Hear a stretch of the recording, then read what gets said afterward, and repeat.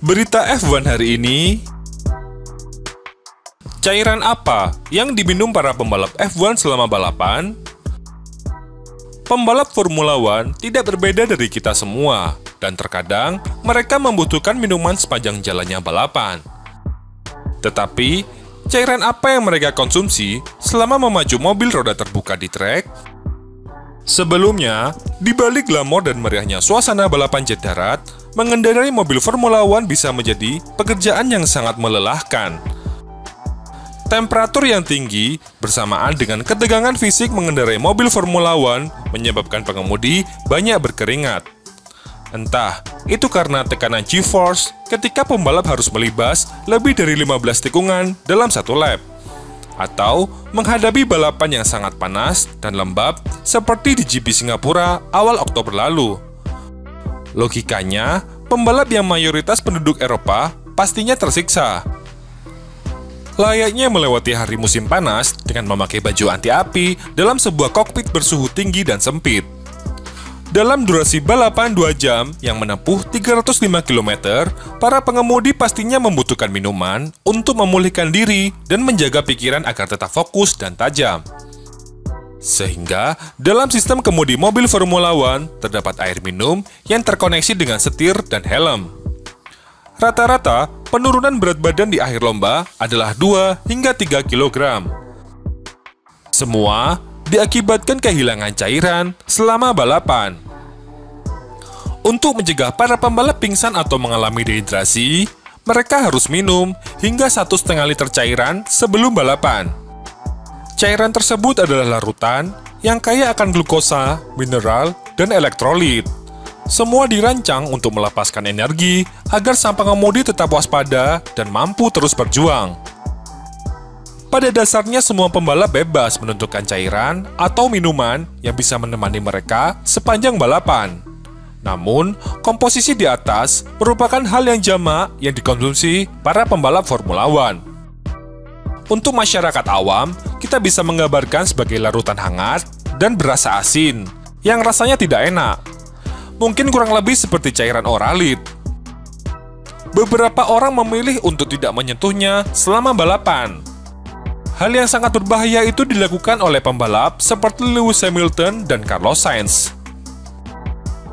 Sebelum balapan, pengemudi akan mengisi cairan seperti air untuk memastikan mereka terhindar dari kondisi dehidrasi dengan baik sebelum mereka melompat ke dalam kokpit.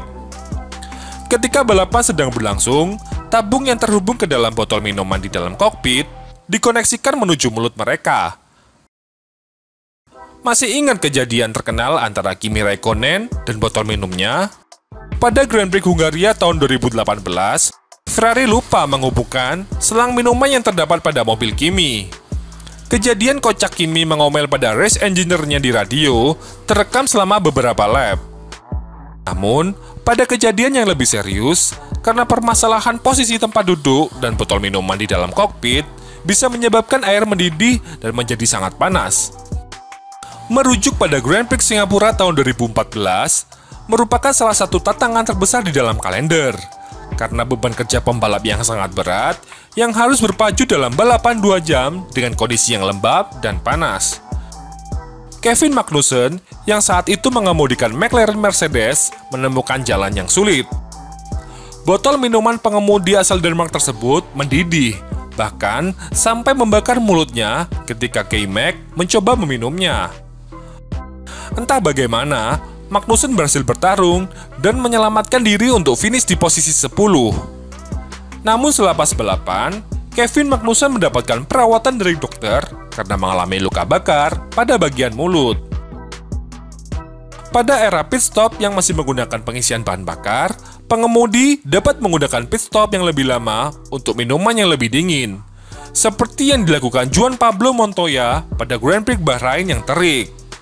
Pembalap asal Kolombia tersebut berhenti di pit William untuk pit stop yang direncanakan dan mulai menenggak sebotol air yang dingin saat mobilnya diservis. Pada awal lomba F1 GP Amerika Serikat di Austin, Lewis Hamilton mampu berada di posisi kedua di belakang Max Verstappen. Namun, dalam progres balapan berdurasi 56 lap tersebut, Problem pit stop yang dialami Verstappen membuat Hamilton mampu merebut posisi pertama. Hamilton pun bermimpi untuk merebut kemenangan pertamanya dan juga Mercedes pada musim ini. Tetapi, sang juara dunia bertahan yakni Max Verstappen bukan tipe pembalap yang mudah menyerah. Ia dengan cepat mampu mengejar gap 6 detik untuk kemudian melakukan overtaking brilian di tikungan 12 pada lap ke-51. Hamilton pun tidak mampu mengejar Verstappen di 5 lap tersisa, meskipun terdapat bantuan di DRS pada lap-lap terakhir. Sang juara dunia 7 kali tersebut tidak mampu menutupi kekecewaan setelah berupaya keras untuk memenangi GP pertamanya di musim ini. Red Bull sangat cepat di lintasan lurus. Saya rasa dengan DRS terbuka, mereka lebih cepat dari kami sekiranya 35 km per jam. Sementara, saat DRS mobil kami aktif, kami hanya diuntungkan dengan 22 km per jam. Kami tertinggal banyak di trek lurus, setidaknya 0,4 detik per lap. Kami harus mengatasi masalah ini untuk mobil tahun depan.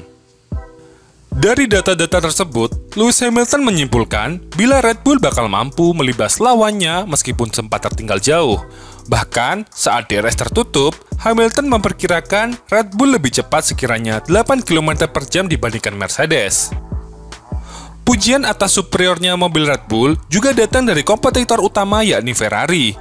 Race Director Ferrari yakni Laurent Mekies menyoroti kecepatan mobil Red Bull di jalur lurus adalah kunci utama mengawinkan gelar pembalap dan konstruktor di tahun ini.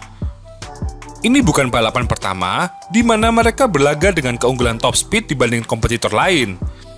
Mereka berhasil mengatasinya dan tentu saja ketika ada beberapa pertarungan seperti hari ini, mereka punya perlindungan sangat bagus untuk menyerang dengan kecepatan tertinggi. Terima kasih telah menonton channel kami. Salam Daily F1 Indonesia.